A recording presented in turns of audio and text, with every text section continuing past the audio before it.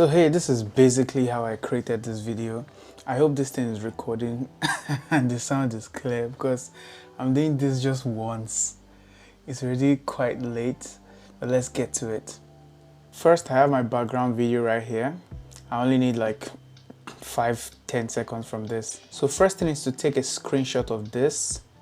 You can either use DaVinci Resolve to take the screenshot, or you could just take it yourself using your snipe tool and just draw on this exact line. Yeah, then open FSpy. If you don't know how to use FSpy, I have a tutorial where I broke this entire thing down. It's on YouTube, it's for free. I would link it so you can easily find it. So let's drop that image here. Let me turn off the dim so I can see the image. And we're using, let's say we're using Y and minus Z. I know I'm using minus Z because when I used Z, it wasn't standing upright, it was upside down. So let's see how this one will be. Okay, let me use this side. Basically line it up with the Z axis. Yeah, it's upright. And then for the Y, I'm going to take the Y and line it up with this line on the floor. This one here, and this one should be here.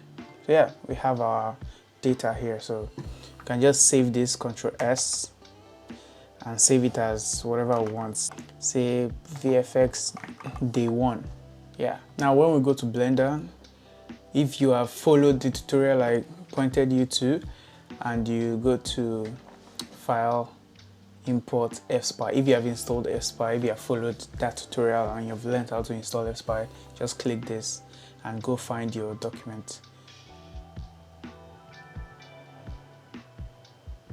So VFX day 1. Yeah, this is pretty much it. I like to carry my camera up so it's above the grid. Yeah. You see how the lines are aligning with the lines on the floor. Cool. So if I add a plane here just to test it, and I add a cube, and I bring it up one step in the edit mode, I should be able to see it in the camera view looking good. Just to test it out, I do this every single time. I'm trying to crank this out really fast. So let's go to cycles, then make sure this is it's a shadow catcher. Yeah, cool. Now the lighting is all dull. Before we do that, let's go to render, film, set this to transparent, and then go to world. I like to use an HDRI. This was a very cloudy day, so I'll find a cloudy HDRI. This urban street will do. Nice. You see, now you have your light shadows. It's hard to tell there are shadows here because it's so cloudy. Let's try this one. Yeah, you can see the shadows now. You can clearly tell that there's a shadow there. We'll change it later when we're done. Move this cube to where we want the final product to be. Let's say here. Yeah, and then let's drag this cube down. So in edit mode, do GZ2 minus 2 actually. Yeah, so let it line up with the floor. Yeah, we can take out this plane. We would actually use it. And depending on how big you want your hole to be. So if I hit Scale Shift Z, yeah. Let me also bring this bottom downwards. So face select and pull this down. So it's a deep hole. Yeah. So the next thing we need to do is to separate the top face. So in edit mode, make sure you're in face select. Click this P to separate selection. Now I would have two different objects. You can move this one around. Yeah, so since this is pretty much a flat plane and you want our hole to have like a proper depth, like a 3D depth, we're going to extrude it. So in edit mode, make sure everything is selected. Then EZ to extrude downwards. So yeah, it will be like a thick object now. Let's rename this box to hole. and this one to cover or top or something. Next, we're going to go into edit mode again and duplicate this face of the cover, like the top face of the cover, and then P to separate it. Now we have the hole, we have the cover, and we have this top. This top is going to be our holdout. Basically what we are going to use to mask where the hole is supposed to be, to tell Blender, hey, take out the remaining objects and just focus on the hole. Call it holdout, just to make things clear. And now next thing to do is to go into edit mode for this holdout. Make sure everything is selected. Scale, no, and then hit extrude, then scale. Yeah, trying to create a holdout, basically the rest of the hole. So let's scale it up this big. Yeah, so you don't want anything to show under this. So hit X and faces to delete the extra faces. But say we didn't do that, as you can see, they are overlapping. Blender creates a new face.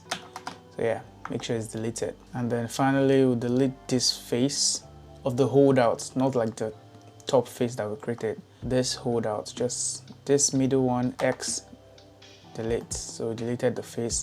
So our holdout is like has like a hole in between. And then this cover is what is inside. So we need to tell Blender now that this is a holdout. So I'm going to object properties and under visibility, choose holdout. Now we'll only be able to see this in the rendered view. Now in the rendered view, you now see that because I set this as holdout, you can no longer see the box underneath. So if I turn it off, you'll be able to see everything underneath. But if I turn it on, you just see the floor. Yeah, this box is covered. Nice. So let's go to shader editor now. And for this cover, we want to create two materials. So in the material tab, create one. Call this soil. And create another one and call this, what should we call this? Top. Yeah. Hit the slash key to make sure just this is selected. Yeah. So the next thing you want to do is to select the top face and assign it to this top. Just click assign. Then click Ctrl I to invert the selection and assign it to the soil. So let's make the soil black for now. I used a ground texture that I found online. So you can use whatever texture you want. I used something that looked more realistic than this. Now hit the slash key to bring everything back. Now for this soil material, let's delete the principal BSDF and add an image texture, and then open and choose the screenshot that you took. So the screenshot of the background video. Oh, we are doing it for the wrong material. All of these should be for the top. So let's undo all of that. And yeah, make sure you are on the top material. Then do the same exact thing.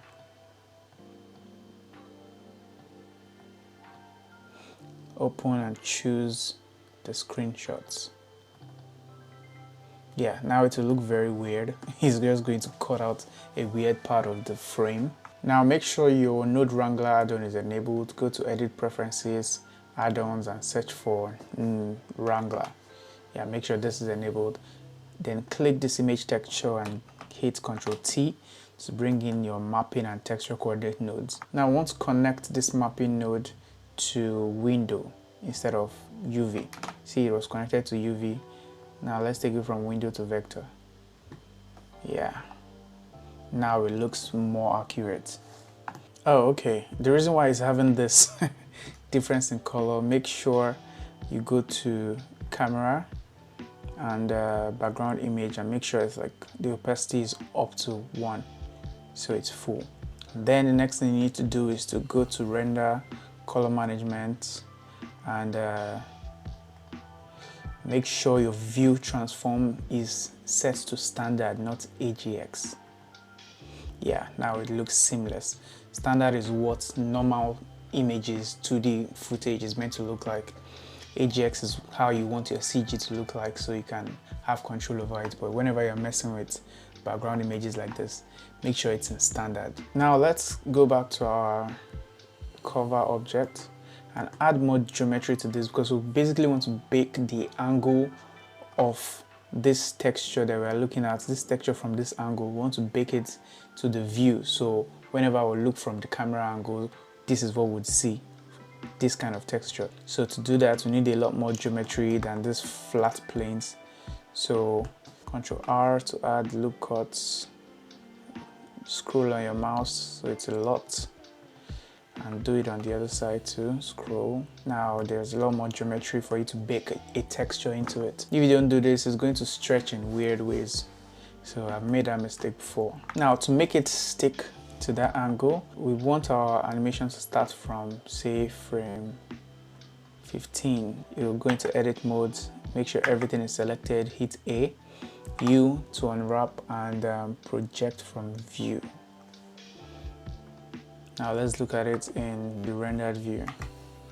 Now I know it still looks weird now. I think you need to go back to shading, and we remove this from UV to window. Now after projecting from view, you take it back from the UV to vector. Yeah, and now it looks like a normal material. Yeah, you can see it's no longer looking at it through a window. It seems like it has stuck to the floor. Now this is a mistake I made, and if you're making VFX videos, kindly avoid this. There is a leaf on the floor, and the video's concept is to flip the floor. So this doesn't make any sense, because if the floor is flipping, the leaf is just sticking to it. Yeah, don't make that mistake. So yeah, this looks good. This is our floor. It looks like a floor. Now for the inside, for this hole, set the material to the same material we use for our soil. So soil. So when you bring it out, when you bring this top out, yeah, we see the hole of the same material as the side. Like basically just like when you cut a cake, the inside of the cake and the outside of the piece of cake should have the same material. Now to the animation. Basically what I did, the first 15 seconds of the video was just nothing, 15 frames, I mean, nothing was happening, and then it flipped. So for the flip at frame 15, let's use N to bring this out at frame 15. Let me add a location keyframe, and then let's say it flips up, yeah, at frame, say, 90. Let's add another keyframe. You can still adjust this later. So at frame 90, let's, not frame 90. Let's try frame 60, yeah. Let's raise it up. Yep, and add a new keyframe. I say frame 120. Let's bring it down. Yeah. And check where it has left the floor. Yeah, from somewhere around here, from 30. Let's add a, is it X I used? Yeah, X rotation keyframe. And right before it comes down to somewhere here, let's do a 360 and insert another keyframe, so it should look good. Yeah. Now just use your graph editor to make it look nice. Shift F6 to pull in the graph editor. Let's look at the first location keyframe. I want it to pop up, so let's drag this here and drag this here. So it starts slowly, then it moves really fast and goes up, yeah. Then goes down slowly. Cool. Then for the X, I don't think we need to do much about this. Yeah, let's just keep it like this. Yeah. So depending on the object you're using, let me drop my coffee cup. Let me drop my coffee cup in here. So depending on the object you are using, to determine how low you are going to make this cover get. So let's say we are trying to let's bring this in so it's out of frame so we can't see it. Yeah, so this is how low you want this cover to get. The Z location, the second Z location, you want it to actually get this low. Yeah, something like this. Replace single keyframe. Yeah, let's see how that looks. Cool. Now at this keyframe, or let's give it like 5 frames, what we want is for this cover to start rising back up. So hit the location and add a new keyframe, insert single keyframe, and say at 160. Let's raise it back up. So copy this one here and paste it here. Yeah, so it comes back up. Now at this 120, when it goes down, you want it to attach to the cup. So at this point, yeah, you want the cup to attach to it. So click the cup, then click the cover, Ctrl P, object. Now when you're coming back up, it's coming up with you. Now the thing is, in the beginning now, this is going to look weird. A quick way to solve this is you don't want to see the cup until it's ready to come out. So one thing you can do is make the cup appear at 120. So if you go to object and visibility, in render you can hit the keyframe, make sure these two are checked, then go back 1 frame, then uncheck it and hit the keyframe again. So the cup will appear at this point. Yeah, so it goes up, spins, drops, and the cup rises up. Yeah, it was just a random idea I came up with. Yeah, I think that's pretty much it. The rest is just details, you know, like making this an actual ground texture. And also, yeah, instead of using holdout for this, what we call holdout, we can use shadow catcher instead. So if we uncheck holdouts and see everything comes back up, and we click shadow catcher, yeah, that's the better one. Holdout won't catch your shadows for you. So yeah, I think this is better. You can now see the shadow on it while it's coming. Good. So let's set the light to a cloudy day, because these shadows are not realistic at all. Yeah, now this is a cloudy day. It matches the environment a lot better. Yeah, so that's basically how I got this thing done, man. And when I rendered this, I rendered just the animation, the CG portion of it. Like if I hit render now, just the cup, the floor, whatever is CG, I rendered it, and then yeah, I just copied it and dropped it in DaVinci Resolve. I didn't do a lot of compositing, I just did some color corrections. Yeah, it's a pretty simple shot. It's just it gave me a headache at some point. So hope you learned something from this, hope you enjoyed it or whatnot. Tomorrow I'll drop in another one. This is really crazy, I have no idea why I'm still doing this, but yeah, let's get it.